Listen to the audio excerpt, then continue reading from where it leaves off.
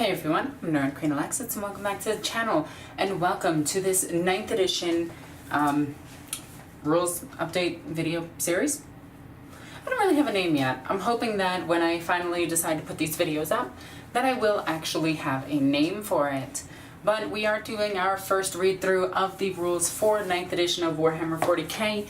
There have been some major changes, some small changes, and some small tweaks that have made this edition just a little bit better. Today we are on the psychic phase. The psychic page starts on psychic phase. It's just a phase, Mom. Wait, actually no, it's not a phase. Anyway, psychic phase starts on page 214 and we are going to go over this. But before we get into this, we have to remember that psychers cannot use their psychic powers if they have retreated from combat. See the previous video for the reason why. Actually, that is the reason why. Go watch the previous video as well. It'll help you. So, let's get into this. Warriors. Magic. Okay, we're just going to skip the fluff. I don't really care about the fluff too much. We're just going to dive right into this. Some models have the psychic keyword.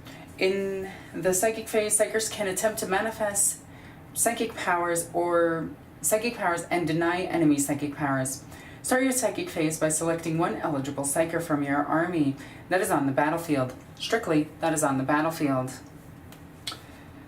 Psyker units that fell back this turn, other than Titanic units, psychic Titanic units is kind of cool, I hope there are a few, are not eligible. If you have no eligible psyker units from your army on the battlefield, and no rules that need to be resolved within the psychic phase, your psychic phase ends. Once you have selected an eligible psyker unit from your army, you can attempt to manifest one or more psychic powers with it.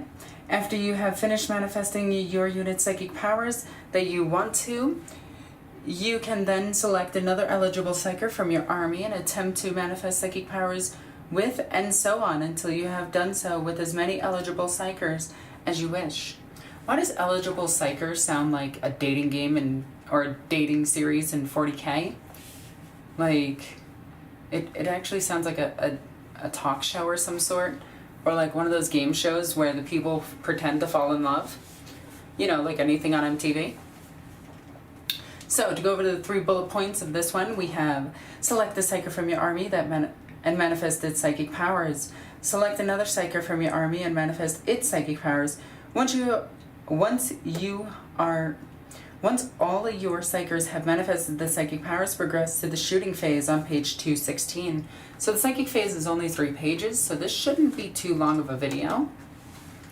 We'll get to Smite in just a second as it's on the side. So, all psychers know the Smite psychic power, shown left, which is, it's on the left. Go figure, who would have guessed, right? Some know other powers instead of, or in addition to Smite.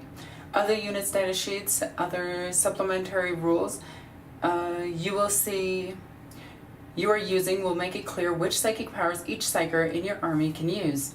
Each psychic power has a warp charge value that is higher, has a warp charge value. The higher this is, the more difficult it is to manifest the psychic power. Okay, a psyker generates their psychic powers before the battle. So, all psychers know Smite. These are 2 bullet points. And psychers will know additional powers as described in their data sheet. Manifesting psychic powers. When you select a psychic unit to manifest its psychic powers, you select one psychic power that it knows and attempt to manifest it.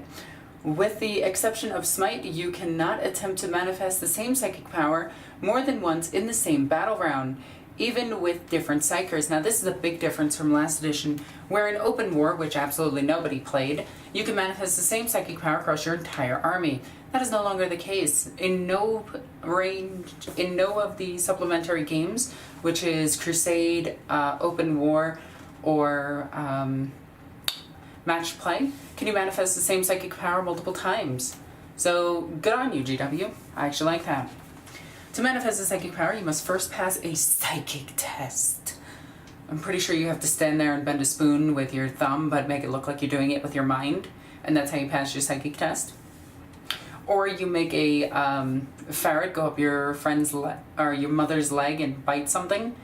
That's a joke from Starship Troopers, by the way.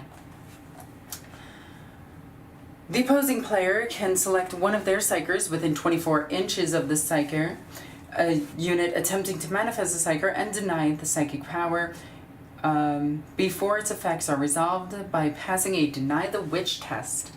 Very weird wording there, but essentially you can deny psychic powers with Deny the Witch. Who would have guessed? So long as the psychic test was successful, the psyker was not denied by a successful Deny the Witch test, the psychic power is successfully manifested, and its effects, which will be described on the power itself, are then resolved.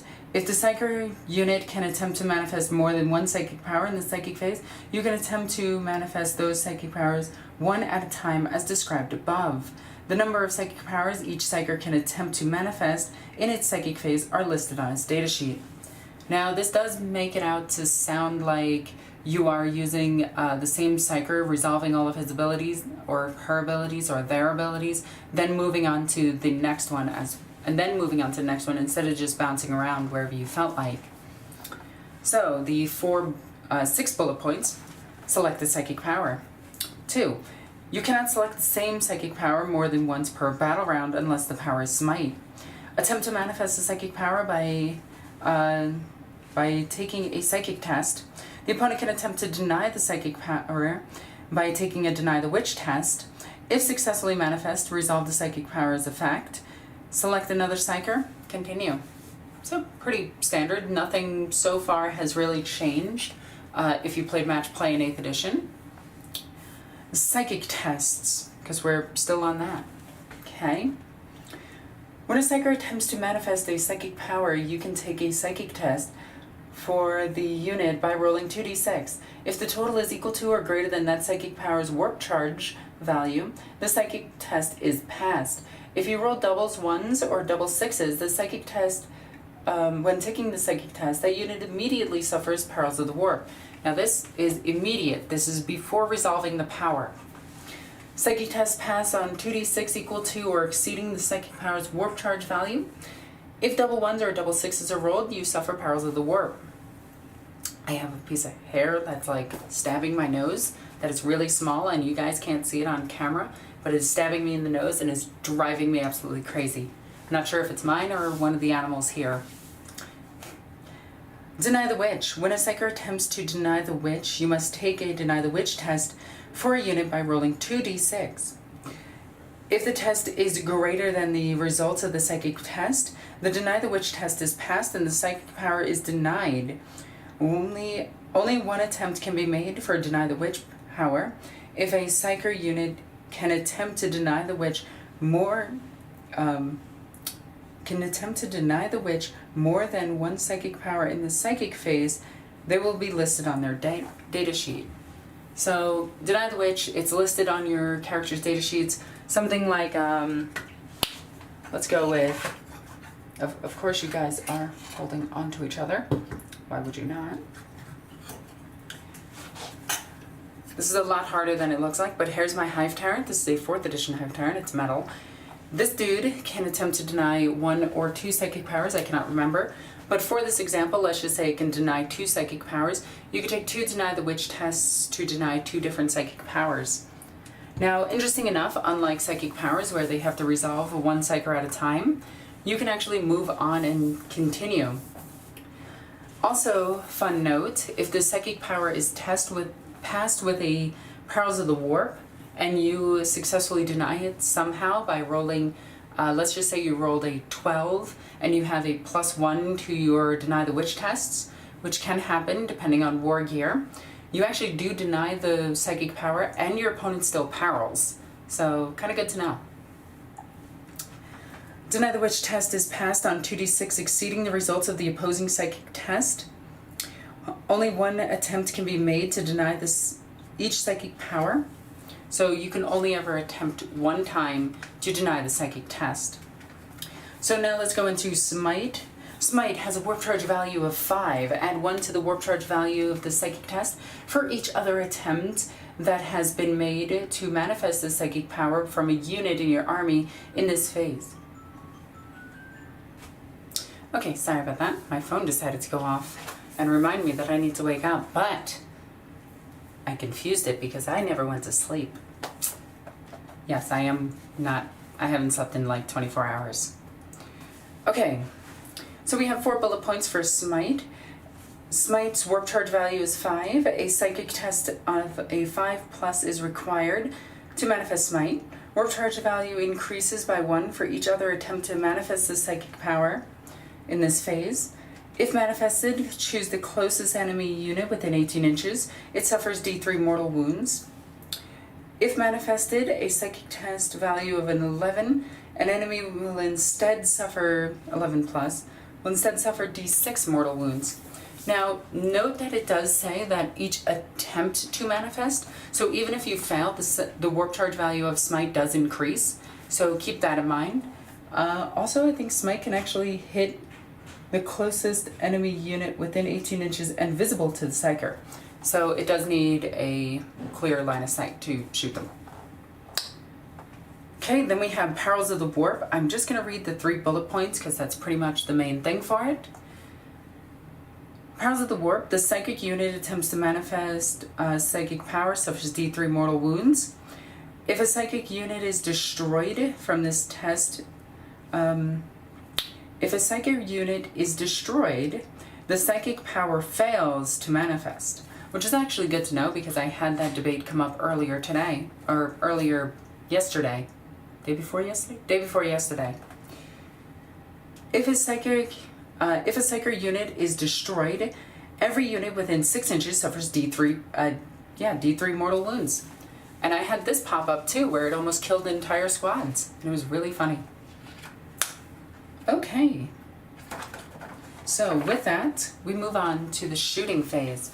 So if you guys have any questions so far about this series, please comment in the comment section down below. If I did get anything wrong, I do apologize, as I am still reading through this for my first time, and I'm giving you my live reaction to it. Well, live, I'm pretty much dead from the neck down, but as I am going through the rulebook itself, I may get a few things wrong. So if I do get some things wrong, please comment in the comment section down below and correct me. It'll mean the world to me if you do it in a very polite fashion and don't just say, hey Alexis, you're wrong. Just calmly tell me, Alexis, you misinterpreted this rule. Please check it again or let me explain it right now. So if you can do that, please do. Also, if you'd be so kind as to click that subscribe button so you can follow my videos. You can also click the thumbs up so YouTube actually gives a crap about my videos, because it's the only way YouTube thinks that the videos are liked is if you actually give them the thumbs up, which is stupid, but whatever. Also, be sure to follow all the links in the description down below. That you can follow me on all sorts of social media, including Instagram, Twitter, Facebook, and Twitch. And if you're super awesome, you can check out my Patreon. I want to thank all my Patreon backers. You guys saved my life and got me across the entire country and got me in this new place. So yeah, you guys are awesome. As always, I'm NornQueenAlexis. I love you guys. Bye.